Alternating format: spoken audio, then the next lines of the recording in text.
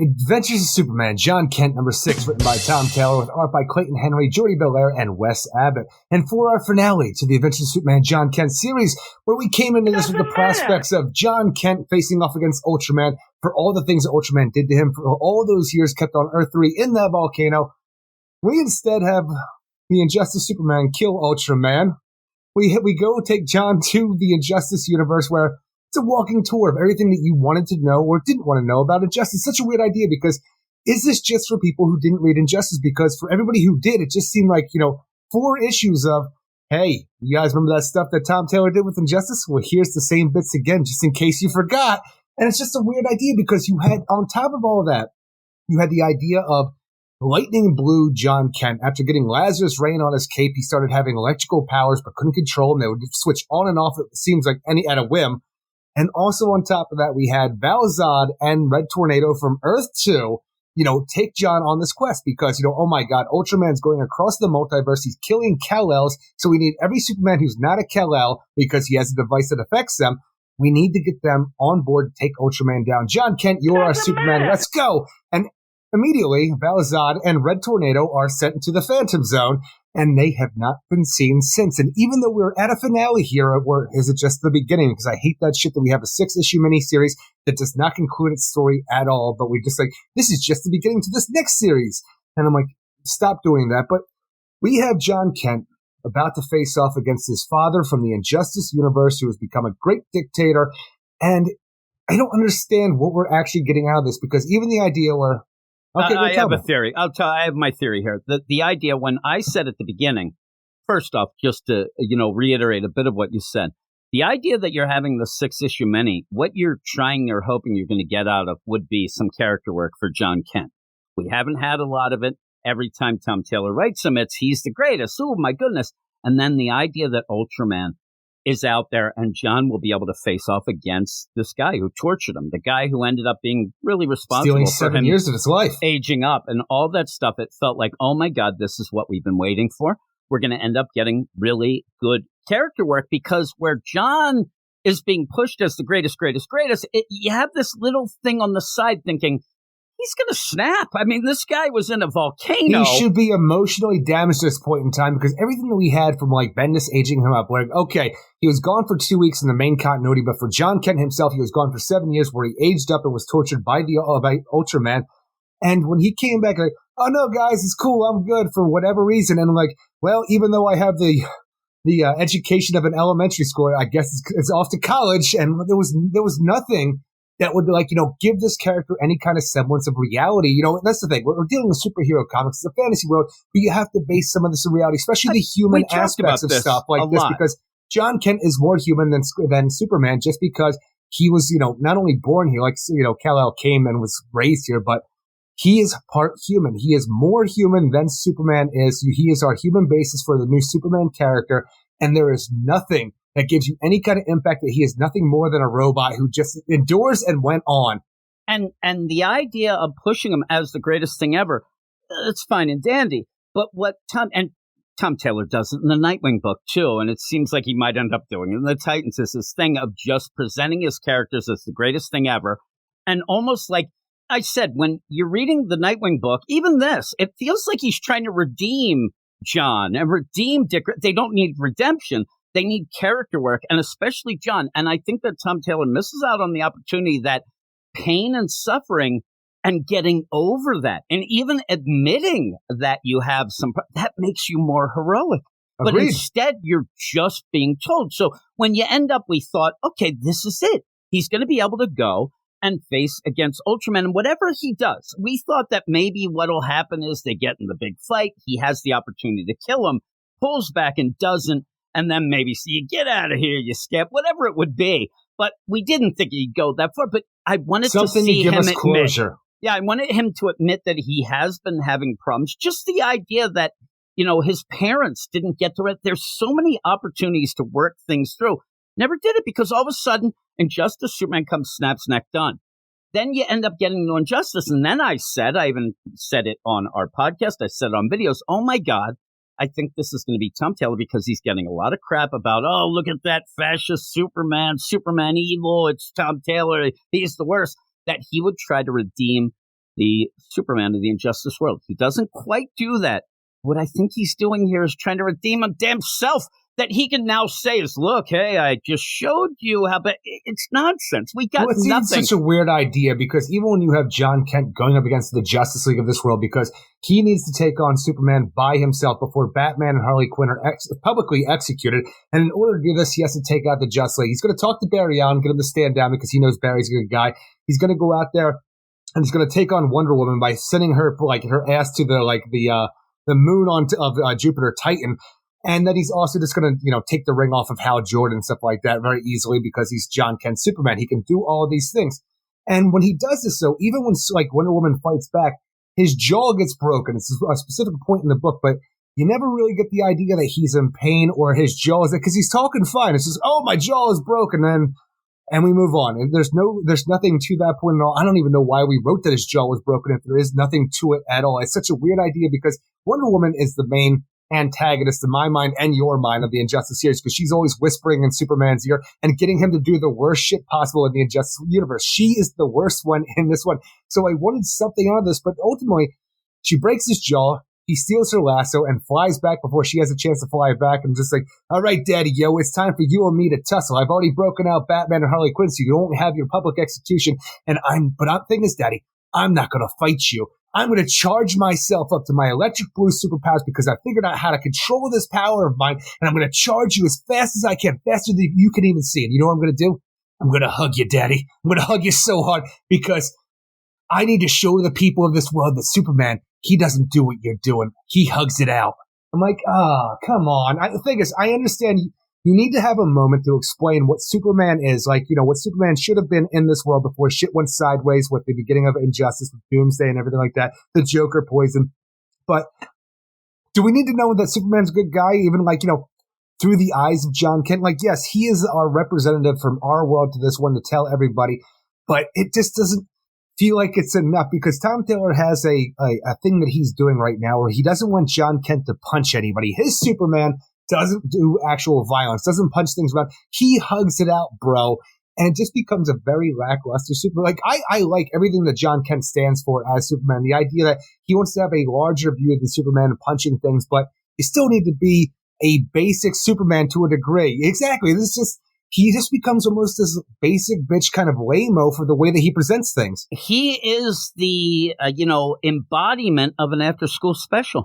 Anytime he shows Superman up, is an idealist, and even when we talk about City Boy and what he talks to Cameron Kim about, what it is to be a hero and how you have to look beyond what people are doing, knowing they're facing and terrible things every day, but everybody's doing their best. Superman is the greatest superhero of all time, but somehow John Kent's like, you ain't doing enough, daddy. I'm really gonna freaking start spilling this out here of what it really means to be a Superman and a hero. I'm like, how can you out Superman like this? Yeah, and remember, this is a variant time. They end up making it at Earth then. But the big play was that something happened with Wonder Woman back in the day, Steve Trevor, and then she never did get that kind of humanity of man's world never going and having a connection. And that's why she is so... John really wanted to do something. Get on the cosmic treadmill, go and change that. But I'm telling you, she is one step, before a Flashpoint Wonder Woman at this point. I love... Yeah, really. At this whole play, though, what I really love, first off, everybody's gathering for this execution. They want blood. I think they're pissed off at John. He's ruined their spectacle. Superman's turned off the internet and cable. This is all the entertainment they got going on. They don't get shit. I mean, they're there and they're like, we want blood. That might not be true, but I'm going to go with it. Well, John's there and he's like, hey, everybody. I love that. He's like, hey, everybody, get this. Because he's talking to the crowd.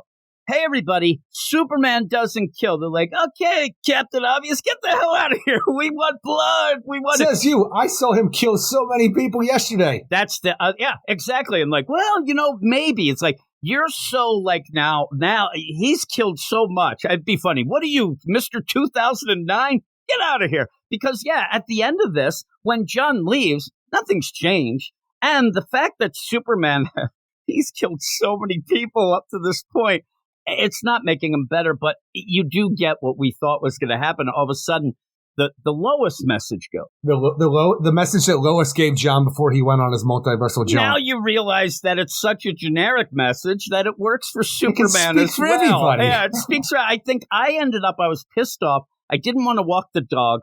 I saw the Lois message. I walked the dog twice, Eric. I was all inspired. But he ends up seeing that message and, oh my God, like, what have I become? And what John does is he goes around because, again, I think that Tom Taylor realizes it's very silly to think that he is going to change the Injustice timeline. But he wants to show John as a great guy. So John goes and talks to Barry and says, hey, I think you should be better. Work that out. I think I just might. All right. And then he goes off and poor Hawk Girl. She just gets her wings torn off. That's the thing. I was just jumping through. Like, I wasn't even going to, I just wanted to talk about the idea. Look, we're going to talk it out with Barry because Barry's still a good guy. And then he's going to beat the crap out of Wonder Woman and leave her behind for splits. I say beat the crap out. He just leaves her behind while he has a broken jaw. But the idea of him taking on the Justice League. All right, there's Kendra. I took her wings. She's no longer Hawk Girl. She's just girl. And then I just took the ring off of Hal Jordan because fuck him. And it's just, and I'm too fast to fear. All right. He takes the wings off of Kendra. She looks like she's real high up in the air. He says he saves her. The thing about this is that Tom Taylor went on and was talking on Twitter and fighting with some people about it. Like, John doesn't hurt people. Like, I don't know. That kind of seemed pretty brutal there, but he ends up, like you said, he grabs the ring of Al. All he's doing, though, is taking them out of commission for a second so that he can just yell to everybody that Superman shouldn't kill. Hey, I'm the real Superman. The big problem I have with this and this whole series, and I think you'll agree, we spent too much time on the walking tour of injustice. Now we get to the end and we're like, nothing happened. And the idea of, oh my God, Harley and Batman are going to get executed. Did that ever feel like that was real? Well, even the idea that Harley and Batman are captured and they're going to be executed. Off battle, John breaks him out of jail. And you don't see him again. No, we don't. And even that, it's just like the hole in the wall where all the men know what's going on. You end up where, oh no, did you end up breaking them out? Yes, I did. And then you go to Jay Nakamura because, again, you show, and Tom Taylor is trying to get that deal where Superman, one of the things in the Injustice, he will end up getting mad and blame everybody for his mistakes. He will say, oh, why are they doing it? It's Batman. That's why everybody hates me. No, it's because you're an asshole. And then he does it here with, you were poisoning his mind, Jay Nakamura. He breaks Jay Nakamura's arm. Does he break it or does he crush it? I'm telling you, I don't know if that wrist could heal. I know. That's what I'm saying. I'm like, you see this. I think he has crush syndrome now, and he's going to have that amputated. He might have to. And then he'll have a phantom limb because he's in the Phantom Zone. Actually, the funniest play is Falzadas. He could go and talk to him. And what happened to this? This was a 6-issue nothing of a story. And then at the end, like we always do now, I don't know what happened with Tom Taylor where he has to write these stories where it's just, hey, everybody, that my character is the greatest. And they don't, I don't get it. There's nothing really gripping. There's nothing to even read. The 6 issues were a waste. It was a complete waste of time. Well, it's such a weird idea money. Because Cyborg at the beginning of the issue talks about like he was going over the John Kent notes that Lex Luthor figured out about this, this intruder from another world, and he's figured out a way to send him back to his own world through his vibrations. And just as he seems to be getting to Superman through his Lois hologram and saying, "Daddy, I need you to face justice for what you did," Cyborg sends him back into his own world. And even the idea then John Kent's adventures continue in Beast World beginning this November. I'm like, all right, I haven't looked at the solicits. I don't even know if the November solicits are out yet, but. Is it Adventures of Superman John Kent in a story called Beast World, or on the title, is it just going to be Beast World? No, that's the Nightwing and Titans event, I believe. Is it called Beast World? I had no idea that it was called Beast World. I knew we had an event coming up. I believe that's what it is. Remember when we were talking about it last week, the idea I know. of I just didn't remember it being up. called Beast World, though, because what does that do? Like, what does that make you think of? Because honestly, I can't think of anything but Beast Wars, but that's my Transformer problem I have. But just the idea of Beast Wars, bullshit is what it makes you think of it. Well, you don't have an imagination. That's why. No, it actually feels like an amusement park that you go in. They pull is your it like pants Westworld down, with Safari? The robots pull your pants down there. What is this amusement park you go to? Why are all the pants being pulled down? This is more of a dream. I'm being nightmare. wishful thinking. But yeah, I think that this whole thing, I'm just making, yes, it is. I wanted to make sure, because now that you're talking about it, I'm like, was it that? No, that is the crossover event. That I already was bitching and moaning about. Titans, it's Titans Beast World, which they should have had the Titans in there. I think it would have made more sense to you. But that's it, the Dawn of DC comic book crossover that everybody's waiting for.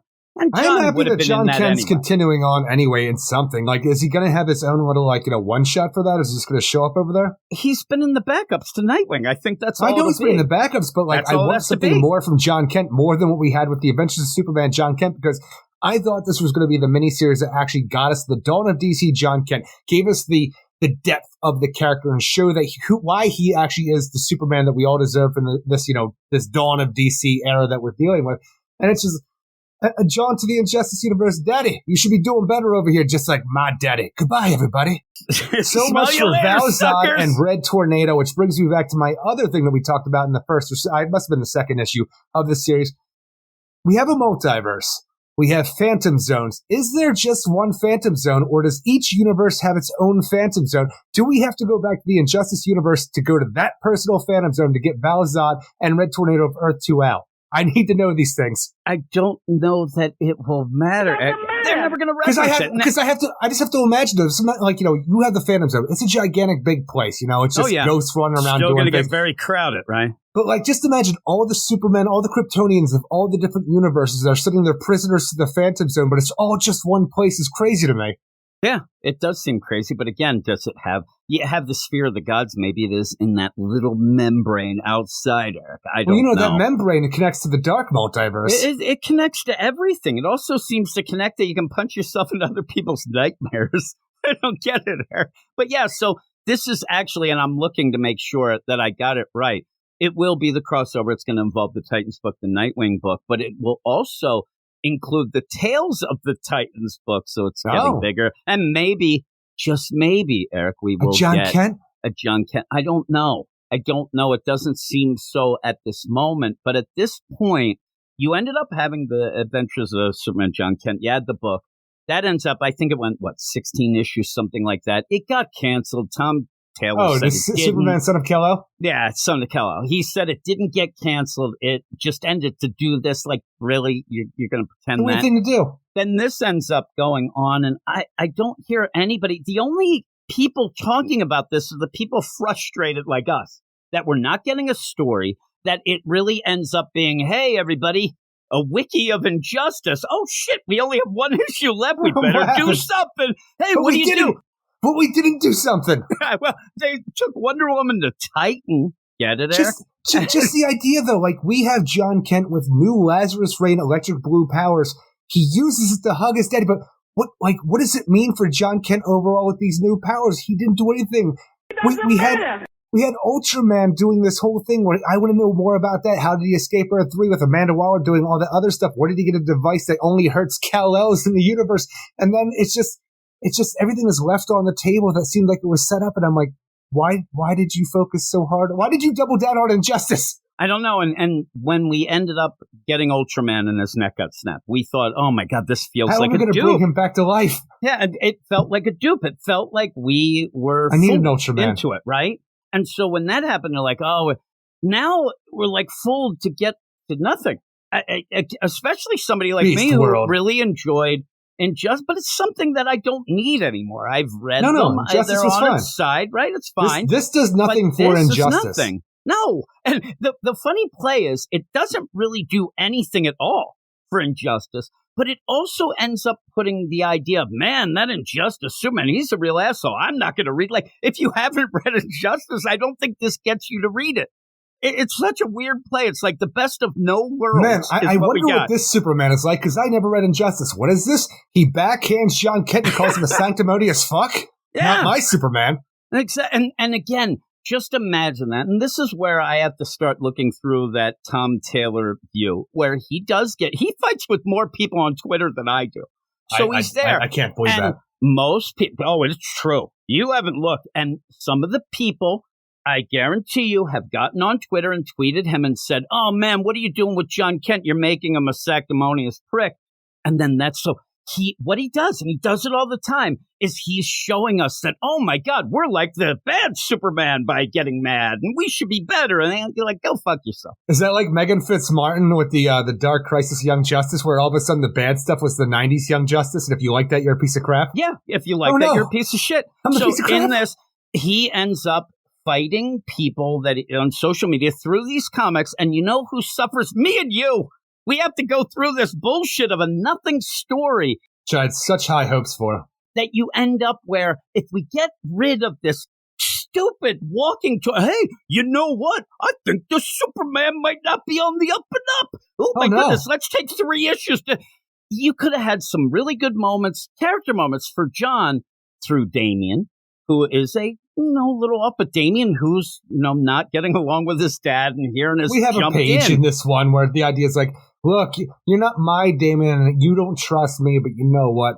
I think you want to do better, and I don't think you want to see Bruce get killed tomorrow. So here's Wonder Woman's last one. Hold on to it, and believe me when I tell you, I know you can do better. Look, the Alfred of my world, he died, but you still have yours.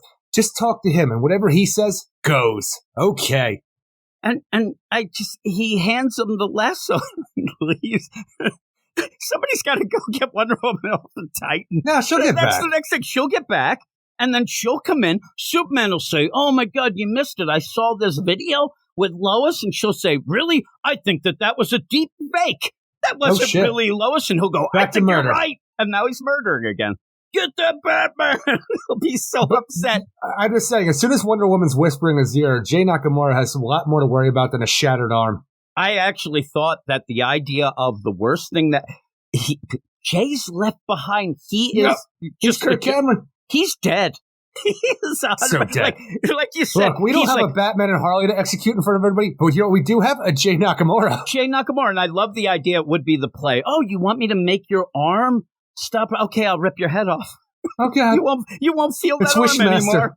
There you go. So, yeah, and even at the point where you're going to be like, oh, my God, John is going to do it. He's going to, and, he used his blue electric power to hug Superman. That's what we get. I'm like, really? Hugs, not drugs. This is what we have. I need, hugs, not story. I don't get it. That doesn't rhyme. Oh, hugs, not bugs. Is Blue Beetle somewhere? You know what? I agree with that, too. That is true. You don't like bugs. So at the end of all this, I don't like hugs much either, actually. This is what, really, you're not a touchy-feely guy. So neither is Superman from the Injustice.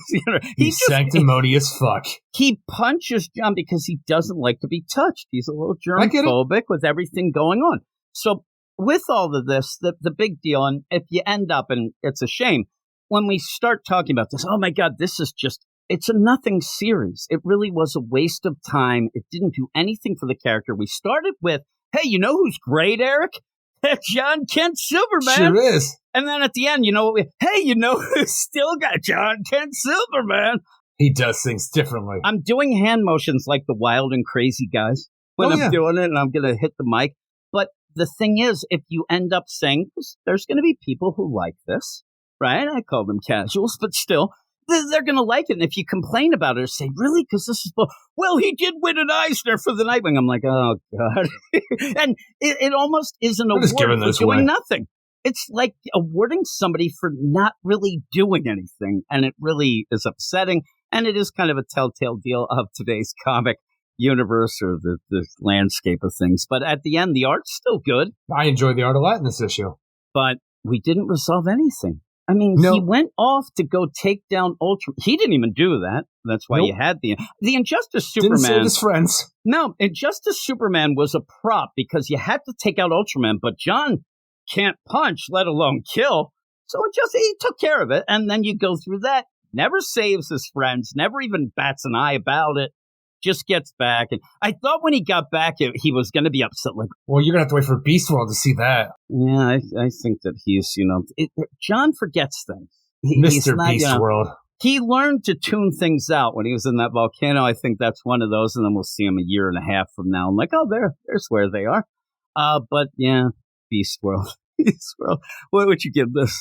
Ultimately, this is a very disappointing issue that doesn't do anything it feels like it's set up except for it continues our walking tour of injustice while John Kent can't fight his own father. He can just hug it out and nothing has changed at all. John Kent, I'm telling you, I don't know why we did this series at all. I'm telling you, it looks good. We had a lot of things that were supposed to be cool in this series. None of it turned out to be cool. So at the end, I'm going to give it a 5 out of 10. Yeah, I'm going to give it a 3.5. And that's all art. This was a nothing book. If you were somebody who said, oh my God, I kind of like this John Kent. Do I need to read it? No. You don't I need to needed read to, this. But now I wish I didn't. We have to. That's the problem. That's our lot in life. Even if we weren't, I would pick up this book Yeah, initially. you would have. I wouldn't have. I had enough of the Son of Kal-El to know that we weren't going to be telling any sort of story until Tom Taylor starts telling a story. That is it. I 3.5.